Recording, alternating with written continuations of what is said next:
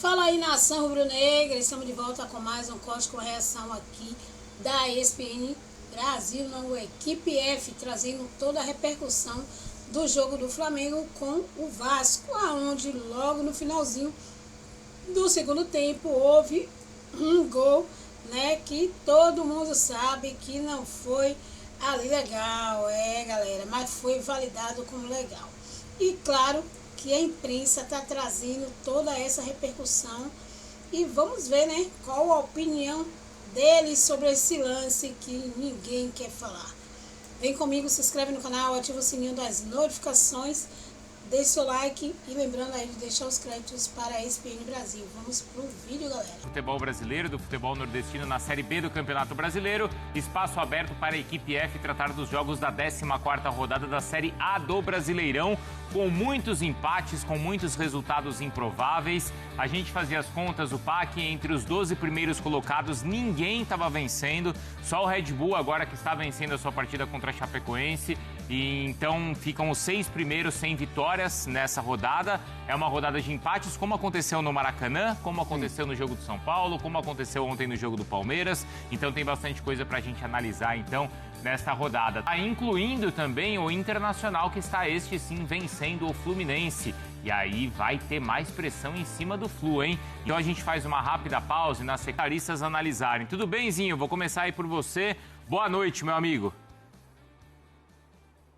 Muito boa noite, Bruno, Zupac, meu querido André Kfouri, que satisfação estar com vocês, e é o fã de esporte. Bom, eu estava aqui nos bastidores escutando vocês falando aí, né, o maior comentarista do futebol brasileiro. Já estava o YouTube funcionando? Olha que isso aí dá corte, hein? Dá corte. É o maior. Bom, eu acho que, assim, grandes jogos, eu concordo com vocês, né? Jogos com emoção, principalmente no final, né, dos jogos. Mas falando especificamente de Flamengo e Vasco, eu vi já um pouco da opinião de vocês e eu quero dizer que, para mim, o clássico foi muito... O que aconteceu dentro de campo foi muito reflexo do que os treinadores trabalharam, o que eles produziram. Eu acho que o treinador é fundamental para a equipe. Tem gente que acha que não, né? Mas eu acho que são. O que o Renato escolhe para começar o jogo influenciou no rendimento do Vasco. Da mesma forma do Leonardo Jardim. O que ele escolhe para iniciar o jogo, sem Arrascaeta, sem Paquetá, sem Carrascal, a formação ali com Plata pelo lado direito, Luiz Araújo pelo lado mais centralizado, se movimentando, né, trocando de posição com Plata, muita movimentação deles, o Pedro mais à frente e o Samuel Lino mais pelo lado esquerdo. O Flamengo é superior nesse início, já abre vantagem, já larga na frente, mas no decorrer do jogo, as atitudes dos jogadores e principalmente as mexidas dos treinadores também influenciaram. Acho que o Leonardo Jardim não encontra aquilo que ele quer nas mexidas, o time não mantém o mesmo nível. E o Renato, que foi conservador, o Renato atacante, né, que sempre diz que quer o time para frente, eu acho que ele foi muito conservador. Ele não acreditou, na minha visão, que teria condição de encarar o Flamengo e vencer o jogo. O Vasco chega ao empate, busca, luta, não desiste, todo mérito, mas se o Renato acreditasse e botasse o time, que de repente, não digo o time que terminou o jogo, né? Seria muito ousado, mas ele fez dobra de lateral direito pelo lado direito do campo, com o Puma e com esqueci até o nome do lateral, Piton. Foi para a seleção. O Paulo Henrique. Paulo Henrique, desculpa, fã de esporte. Obrigado, amigos. Ele fez essa dobra, não deu certo, ele quis impedir o lado esquerdo com o Samuel Lino e não deu certo, né? Ele coloca o Rojas como um meia centralizado que para mim não rende, não consegue render, não consegue jogar. Pode ter questões físicas de não começar com o Andrés Gomes, né, de início ali, mas eu acho que é um time do Vasco que, vamos segurar o Flamengo.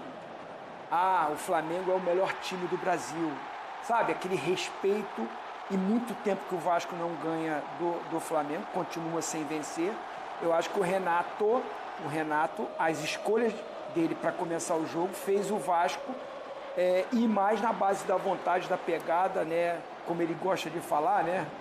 Ele deve falar na coletiva com muita vontade, né? Que ele gosta de falar.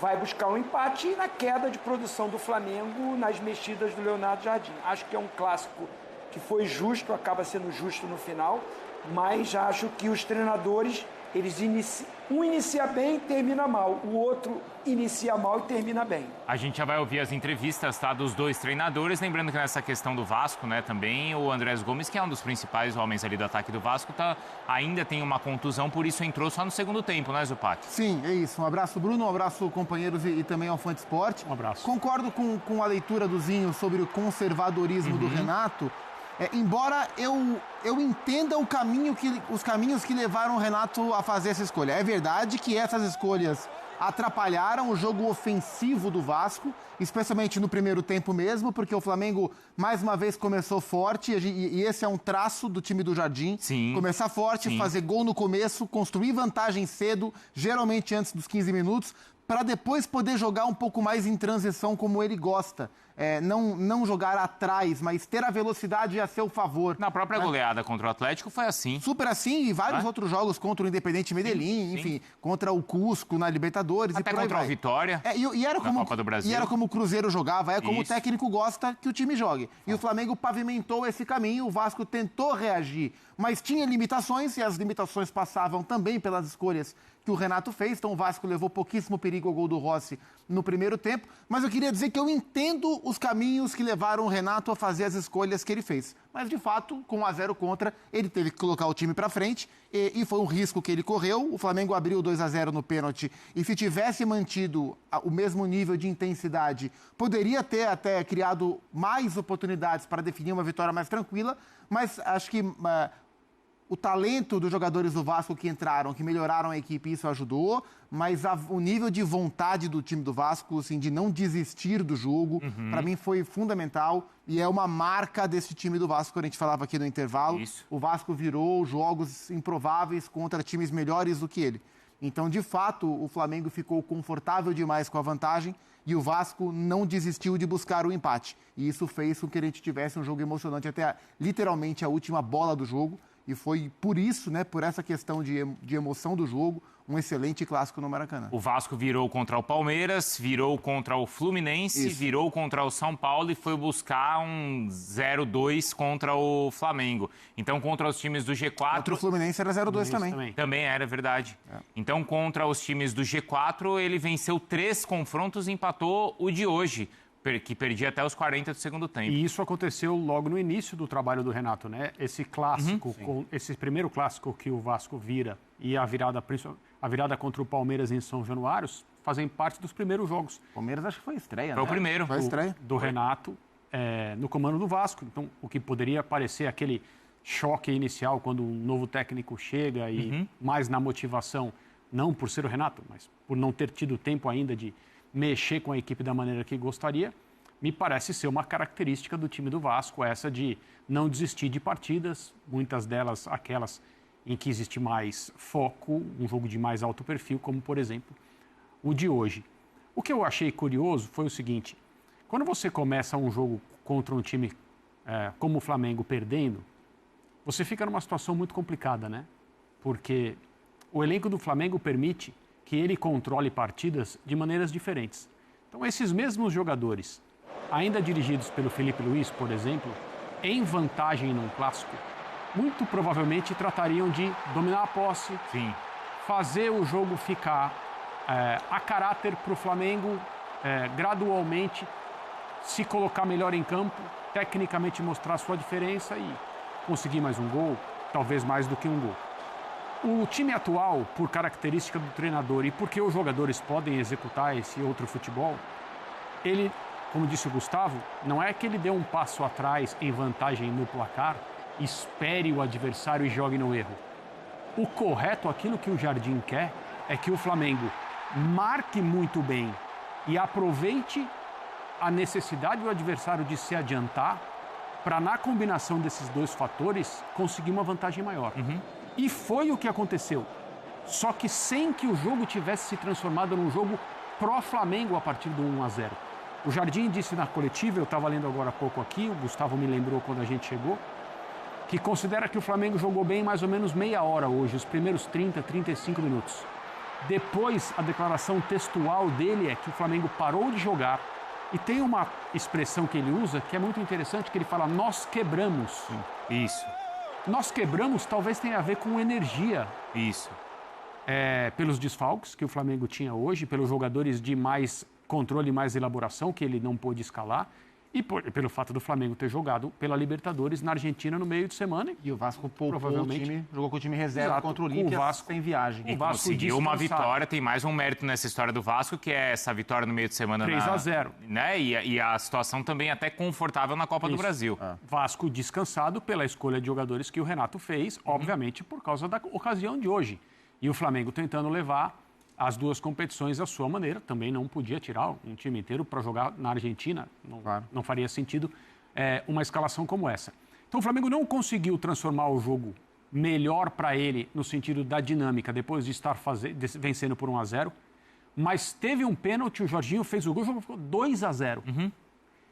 E a partir daí a coisa se desenrolou de um jeito muito pior para o Flamengo do que antes. Mesmo ganhando o jogo por 2-0, e o Vasco, além de ter aproveitado mais uma ocasião em um clássico para demonstrar para o seu torcedor a capacidade de colocar essa vontade em campo, de tentar até o final empatar jogos, como aconteceu hoje, e isso vale muito porque mantém... Primeiro passa a sensação de ter sido um resultado melhor do que foi. E depois porque mostra para o grupo de jogadores que se pode mais. Talvez com um pouco mais de ambição desde o início, menos erros, etc. Mas o Flamengo parou de jogar, como disse o seu técnico. Seja como você acha que o Flamengo tem que jogar, ele parou de jogar. Um exemplo claro desse parar de jogar, o gol do Jorginho foi no minuto 60, o gol de pênalti, 15 minutos do segundo tempo. O Flamengo ficou do minuto 60 até o minuto 78 sem finalizar. Que aí veio a falta do Léo Pereira, depois o escanteio com o Léo Pereira. Não, mas ele não recua, ele não já chama ou passa a jogar de uma outra maneira a partir do 7º ou do 8º minuto, quando marca o gol? Não é assim, Zinho? Como é que você enxerga? Não é um estilo do Flamengo e a gente elogiava isso. Olha, é um Flamengo que depois passa a ser mais rápido, mais direto, como era o Cruzeiro do Leonardo Jardim, só que quando vencia a gente elogiava. Exato. Hoje que não venceu se tornou um problema, isso, Zinho? São características de conduzir o time diferente, né? O Felipe Luiz gostava de um time com marcação linha alta. Muitas vezes o Pedro ele não utilizava porque o Pedro não é esse atacante de intensidade ali na frente para pressionar os zagueiros. E aí já tem um Arrascaeta que também não tem essa intensidade. Muitas vezes a gente via ele preferiu o Plata fazendo essa função até como um homem de referência, fazia ali as opções dele, ou o Bruno Henrique. Já o Jardim, quando ele assume, o Pedro vira o titular absoluto dele. E até pela característica que ele usa, ele não faz uma marcação o tempo todo com linha alta, também não é possível mais isso. Mas muitas das vezes ele baixa as linhas, dá até a bola para o adversário jogar também. Você vê um time do Flamengo mais compacto, intermediária para trás, ou linha de meio campo ali para trás. Aí tem a participação, quando está jogando a Arrascaeta com o Pedro, são os dois últimos homens dessa linha de marcação para marcar os volantes adversários. Os dois homens de lado voltam muito para recompor. 4-4-2. Né, sem a bola. E às vezes isso atrai o adversário. O Flamengo acaba tendo... eu não sei como terminou, não tem esses números. A nossa produção deve ter. Mas em um momento do jogo eu vi que o Vasco tinha muito mais finalizações. Muito mais não, tinha mais finalizações do que o Flamengo. Acabou 20-12, a diferença é muito Tetra. na qualidade de elenco. Para o Vasco, né? Para o Vasco. A diferença está muito aí.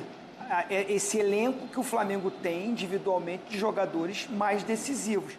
O Vasco, com a postura que o Renato adotou, não é uma crítica ao Renato, tá, companheiros? Eu também concordo, ele tem que olhar o que foi a semana, se tem jogadores que estão sentindo aqui, sentindo ali, e ele compactou o time, foi mais conservador, havendo do outro lado um time superior. E a diferença para mim foi essa, porque o Flamengo finalizando menos, estava mais próximo de fazer gols, porque o Vasco no alvo mesmo, se a gente for ver, não foram tantas vezes. O Flamengo não, obrigou o goleiro do Vasco a fazer ótimas defesas, porque tem um time melhor. E aí vem a cobrança em cima do Leonardo Jardim, né, que ele tem um time com muita qualidade ofensiva para ele recuar e dar a bola para o adversário, como esse Flamengo hoje faz isso em muitos jogos. Vamos colocar os números na tela, só para a gente ver se bate aí com a visão de vocês. Depois a gente comenta e, claro, ouve também os dois treinadores. Então, tem duas telas que mostram números, justamente de posse de bola, também a questão das finalizações e se as finalizações foram corretas. Olha lá. Bate com o que vocês falaram, hein? Olha isso, Pac. O Vasco, então, com mais posse, mais finalizações mais certas, como o Zinho falou, aí foi equilibrado, ó, 6-6. No primeiro tempo, o Flamengo teve mais posse, foi 56-44. No segundo tempo, a partir do 2-0, o jogo mudou, porque o Flamengo, de fato, ficou mais atrás e não conseguiu não conseguiu se beneficiar do espaço que o Vasco abriria para o Flamengo jogar. Então o Flamengo cumpriu metade só da ideia do seu técnico a partir do 2-0, que foi esperar um pouco mais, não teve contra-ataque. Acho que tem até outra tela mostrando esses números. E aí a gente viu como o Vasco passou a finalizar mais, ter mais posse, mais ações na área rival. Olha só, após o 2-0, após o primeiro gol do Vasco, quase 70-30 de posse de bola, né? O Flamengo ficou atrás. Isso ajuda a contar a história do jogo. A partir do 2-0 e depois do primeiro gol do Vasco, o Flamengo ficou acuado sem conseguir sair. E o Vasco, mesmo com as suas limitações, cruza a bola daqui, cruza a bola de lá, uma hora essa bola vai entrar. Mas isso é normal no futebol brasileiro, André, ou não era para ser com o elenco e com o time do Flamengo? Toda vez que o Flamengo decepciona e alguém, seja o seu treinador ou jogadores, ou a gente aqui, em programas como esse, menciona a parte física, automaticamente a tendência vai ser, não, mas como se o elenco do Flamengo fosse formado por outro tipo de pessoas, que não se cansam, que não têm maus dias, que não têm problemas, etc. Eu sempre prefiro olhar de um outro jeito. O elenco do Flamengo é o melhor da América do Sul, é o mais profundo, é o que tem a maior quantidade de jogadores acima da média decisivos, capazes de influenciar partidas. É o que tem a maior quantidade de jogadores tecnicamente muito bem dotados, que permitem ao seu treinador, seja quem for e seja qual for o futebol, o tipo de futebol que ele prefira, colocar em campo um time que vai ser melhor tecnicamente do que o seu adversário. Mas se as coisas fossem assim, como muita gente pensa, ou seja, um elenco formado por super-homens, o Flamengo ganharia todos os jogos. Todos. E o Flamengo tem o time que tem, não para ganhar todos os jogos, mas para ganhar e jogar bem mais vezes do que não ganhar e jogar mal. Sim. Não vai ganhar sempre, não vai executar a proposta do seu técnico sempre. A gente vem destacando Não, mas ele não deveria ter peças para substituir esses jogadores e manter o nível? Ele tem. Ele tem. Especificamente para hoje, ele tinha menos peças para um setor específico que possibilitaria ao Flamengo fazer melhor aquilo que ele não fez. Que foi aproveitar os espaços, aproveitar a velocidade e construir mais a partir da vantagem que tinha. Isso. Então, ele foi obrigado a escalar o Luiz Araújo como 10. Eu acho que ele acertou, porque era Luiz Araújo ou De La Cruz. Para o jogo no Maracanã contra o Vasco, era o Luiz Araújo que tinha que jogar mesmo. E isso fez com que ele perdesse uma das opções para reposição pelos lados quando o jogo precisasse, a ponto de ele colocar o Bruno Henrique pelo lado, né? O Bruno vem jogando mais de 9 do que de ponta. No segundo tempo, ele pôs o Bruno Henrique de ponta. Não tinha o Carrascal, que acho que ajudaria bem na função de 10. Colocou o De La Cruz na reta final, que é um jogador que vem atuando um pouco menos. O Plata mesmo no final do jogo sente ali, né? E tem uma outra coisa. Ele reclama muito que o Flamengo marcou de forma permissiva nos corredores, os gols saíram pelo lado. Você está ganhando de 2-0 e você sofre um empate, mesmo com um gol lá no fim, você é o responsável principal por esse resultado final. Certo? A não ser que sofreu o empate. Porque você vencia até um determinado momento, no caso de hoje, bem lá no final, e você permitiu que o adversário, com a sua obstinação, com a sua vontade, com a sua raça, com a sua técnica, com a sua inteligência, encontrasse um empate. E você, além de tudo, olhando de uma maneira para o campeonato, estava se aproximando da liderança. Além de tudo, tem isso. Era uma rodada espetacular. Uma rodada em que o Palmeiras, que é o líder do campeonato, empatou e permitiu uma porta aberta. Você acabou não aproveitando. Agora, assim, quando você volta na declaração do Jardim e diz nós quebramos, você pode achar que ele está revelando um problema físico. Então, nós não tivemos condições de manter a intensidade para jogar. Só que na mesma entrevista ele diz, a responsabilidade é minha, porque eu não coloquei em campo jogadores que continuassem jogando. Então a questão não é física. Porque se fosse uma questão física, nós quebramos. Quando um ciclista quebra numa etapa de uma volta famosa, há algo a fazer? Não. Não tem outro para entrar. Não há nada a fazer. Ele não tem mais condição física de continuar competindo. Às vezes isso acontece com times de futebol, é mais difícil, porque tem 11 jogadores em campo, um ou outro podem ter problemas e não aguentar mais, o técnico substitui, os demais jogadores continuam tocando o time para frente. Aconteceu hoje com o São Paulo. Um jogador quebrou e o São Paulo já tinha feito as 5 alterações. Mas aí o São Paulo se trata de inferioridade numérica. E aí o Bahia não teria feito um gol, provavelmente, se não fosse uma falha gigante do goleiro do São Paulo, hoje. Que praticamente colocou uma bola para dentro do campo. É outro jogo, mas é o mesmo futebol. Então, eu quero entender melhor o que o Leonardo Jardim quis dizer. No final, ele chama a responsabilidade para ele como treinador. Acho que está correto, gostei da declaração. É importante para as pessoas entenderem que o Flamengo não é um time imbatível, mas foram muitos defeitos hoje. A soma deles permitiu que o Vasco empatasse com as suas qualidades. E nunca se pode falar de um time só num jogo de futebol. O Vasco correu atrás o que foi necessário correr. Então, desculpa, André. Vamos ouvir então o Jardim e o Renato, e aí, claro, o Zinho completa também, e a gente analisa essa sequência, porque agora é o seguinte, até Copa, esse mês de maio, algumas equipes vão fazer até 9 jogos. 9, então assim, se quebrou, vai ter que se recuperar, porque já no meio de semana já tem jogo decisivo de novo. Vamos lá, vamos começar ouvindo o Jardim, mais pra frente a gente ouve o Renato também, que foi buscar o empate ali contra o Rubro Negro. Em relação ao jogo, o que é que eu posso vos dizer? Posso vos dizer que nós tivemos talvez 70 minutos, 75 minutos aceitáveis, fizemos 2 golos, tivemos mais uma ou 2 situações. Depois, a partir desse momento, entregámos o jogo ao adversário.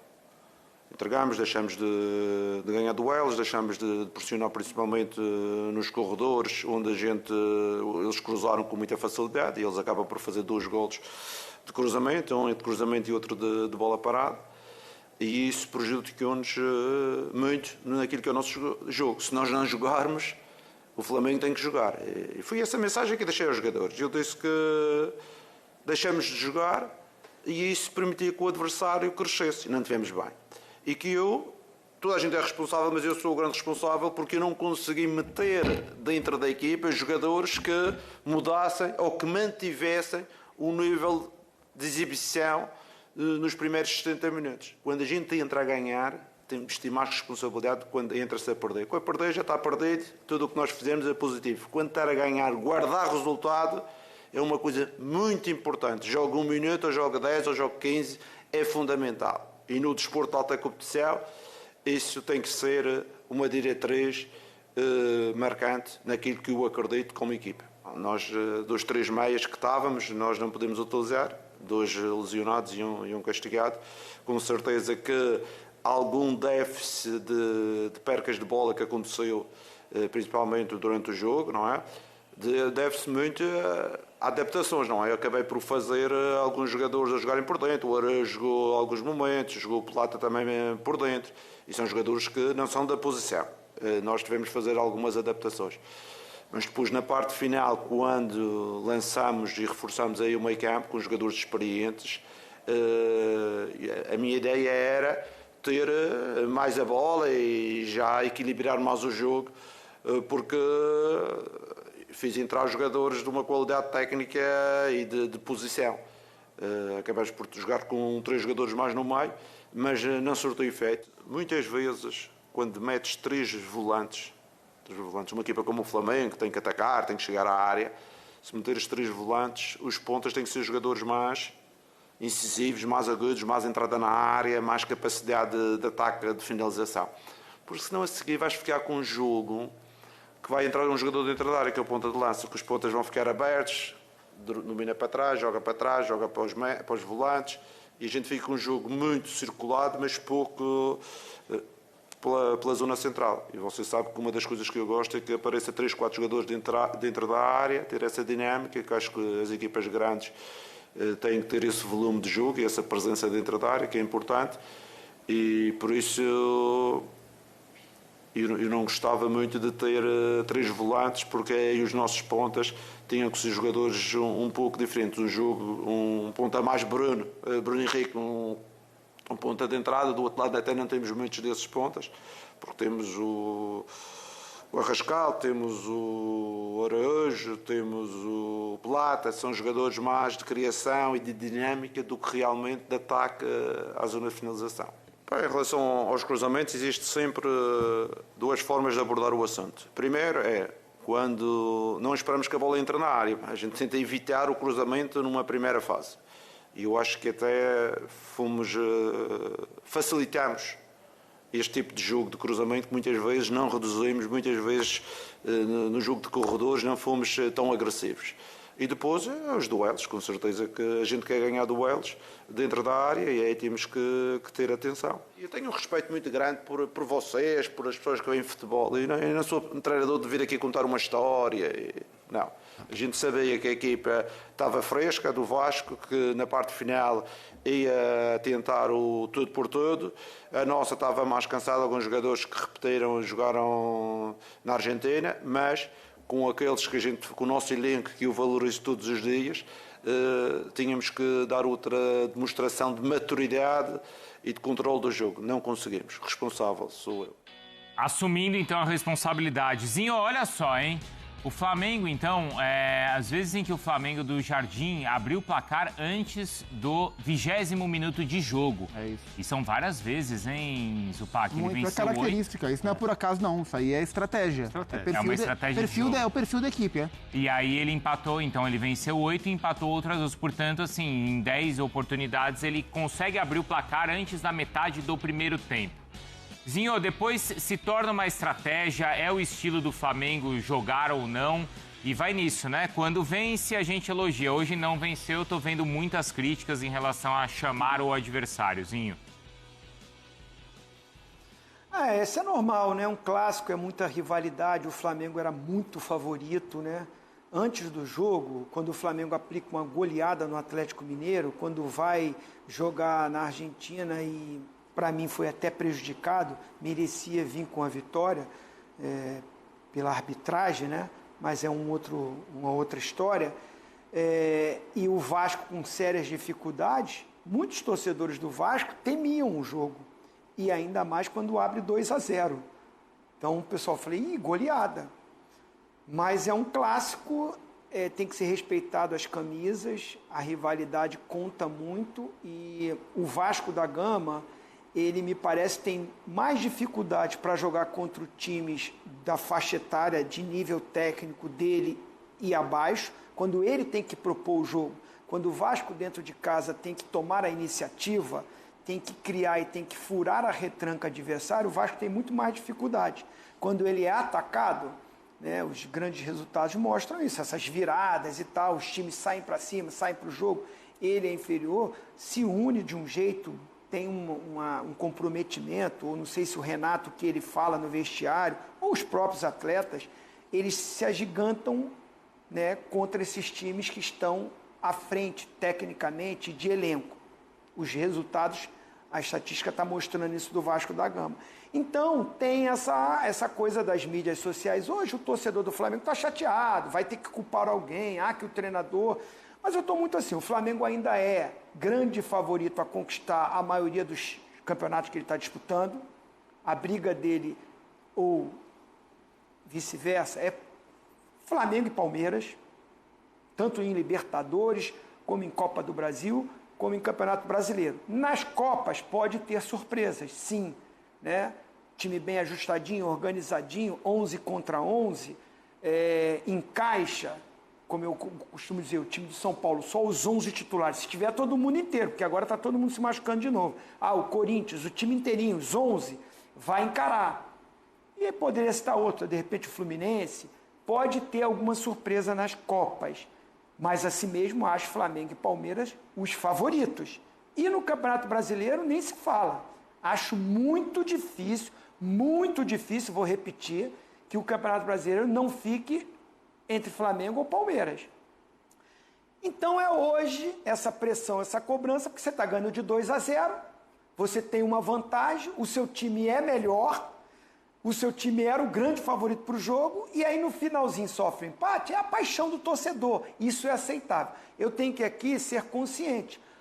As mexidas, e eu concordo com o Leonardo Jardim, não deram certo. Ele colocou um meio-campo ali com o De La Cruz, com o Saúl, com o garoto que continuou no jogo, né, o Everton Araújo, para ter a posse de bola, para segurar, para estar mais compacto, mais forte ali na marcação e ter o contra-ataque, de repente, com o Alacian, que entra por um lado, com o Bruno Henrique, que é mais veloz que o Pedro, e com o Plata, se machuca depois, sente, mas é um cara de velocidade de puxar contra-ataque. Não deu certo. Muito pela movimentação do Vasco da Gama. Não desistir e as mexidas, as correções que o Renato Gaúcho fez. A necessidade fez ele também ousar. Está tomando de 2-0, vou tentar, vou usar. Aí botou Nuno, aí colocou Andrés, aí colocou Spinelli, aí colocou o time para frente. E o time deu o resultado. E nessa coisa do Flamengo, quem entra... Ele assume a responsabilidade para terminar. O Leonardo Jardim assume a responsabilidade. Acho que é legal o treinador fazer isso. Mas, ao mesmo tempo, ele coloca também a responsabilidade em quem entrou.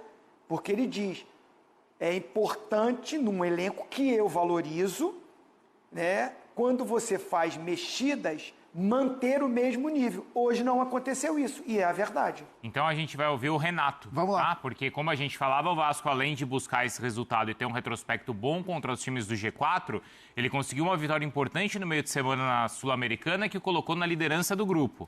E consegue abrir uma vantagem também importante na Copa do Brasil, quando ele conseguiu vencer por 2-0, né? 2-0 o Remo, chegou até a fazer aquele terceiro gol ali, Spinelli. Seria o 3-0, né? Enfim, é um bom momento esse do Vasco. Não, Remo não, Paysandu. Paysandu, é isso. Isso aí, venceu o Paysandu por 2-0 e chegou a fazer o terceiro. Vamos ouvir então o Renato, já que o Vasco foi buscar o empate contra o Flamengo. O resultado de um jogo depende dos jogadores. Eu converso, eu fico lapidando os jogadores, fico ensinando da melhor maneira possível, independente do jogador de cada posição. Procuro treiná-los na parte técnica e tática, principalmente. E quem entra em campo são eles. Eles que precisam da resposta. A minha parte eu faço. Mas quem entra em campo são os jogadores. E eles têm desempenhado bem os nossos treinamentos, os nossos pedidos. Nós não temos um time perfeito. Quando eu cheguei aqui, muita gente me criticou que eu digo meus amigos, não vai, que o grupo do Vasco é muito ruim, não vai, que você vai se ferrar, não vai, que o time vai brigar, de repente vai cair para a segunda divisão, não vai. Eu falei para eles o que hoje eu estou falando para vocês. Eu gosto de desafios. O importante, o jogador ele tem que acreditar nele. É isso que eu coloco na cabeça deles quase que todos os dias. Eles precisam ter a confiança que eu dou para eles jogarem, com personalidade, confiança. Eu assumo todos os erros. Eu só quero que eles joguem livre, leve, soltos, com responsabilidade. Aliás, o primeiro gol foi bastante treinado, inclusive. Nós sabíamos que o Flamengo, eu passei o vídeo para eles, o Flamengo está tomando alguns gols naquele setor do campo. Por isso que falei para eles atacarem bem. Por isso que hoje você vê que nós não batemos o escanteio curto, batemos a bola na área, justamente ali onde o Robert fez o gol. Que nós treinamos, sabíamos que nós poderíamos tirar proveito disso. E tiramos. E depois, na bola aérea, de novo, o Cuesta, sempre falo para eles, coloquem a bola na área que lá tudo acontece. O Cuesta colocou a bola na área, o Hugo entrou, fez o gol de... Eu falo dos pontos que eu disputei. Nós estamos com 17 pontos. Eu vou tirar o ponto que o Vasco tinha ganho da Chapecoense, de 12 pontos disputados. Dos 16 pontos, isso é uma informação importante que me passaram. Dos 16 pontos, 11 o Vasco correu atrás para ganhar. Então, isso prova que a musiquinha da nossa torcida, que há anos canta, né? O Vasco, o time da virada, compensa bastante nesse sentido. Então, nação rubro-negra, foi isso aí, né? O corte com reação aí, com todas as polêmicas envolvendo aí o jogo entre Flamengo e Vasco, né? Esse clássico que, como sempre, tem muita rivalidade. E em clássico a gente sabe que tudo pode acontecer, né? mas a gente sabe também que os jogadores deram aquela moleza, né, em campo, né? E ninguém sabe se estava se poupando para o jogo contra o Medellín ou se realmente estavam cansados mesmo, né? Porque está tendo muitos jogos um próximo do outro, né? E no final de contas eles são humanos, né? Então pode ser muita coisa. Mas quero saber de vocês, me responde aí. Vocês acharam que a escalação de Leonardo Jardim foi confusa? Quem ele deveria ter botado, né, para entrar em campo de início? Na minha opinião, ele teria que ter botado o De La Cruz. Mas na sua opinião, a escalação que ele entrou foi a melhor possível? Vocês acham que ele deveria ter tirado o Pedro antes de terminar o jogo? Comenta aí. Eu acho que ele deveria ter mantido o Pedro, né, no jogo. Não estava um jogo pegado para Pedro se machucar, né, porque talvez ele possa ter ficado com medo depois do que aconteceu com o Arrascaeta, com o Royal, né, com o Paquetá e também com o Pulgar. Pode ser que ele esteja meio apreensivo em deixar os jogadores, né, titular ficar muito tempo em campo. Mas o jogo de hoje não estava tão pegado assim, apesar de ser muita rivalidade. Mas comenta aí embaixo o que vocês acharam. Se inscreve no canal. Deixa seu like, compartilha o vídeo, lembrando aí de deixar os créditos para a ESPN Brasil. E também, galera, uma pergunta que não quer calar. Esse gol foi legal ou não do Vasco? Comenta aí, na minha opinião não foi legal, já vou adiantando.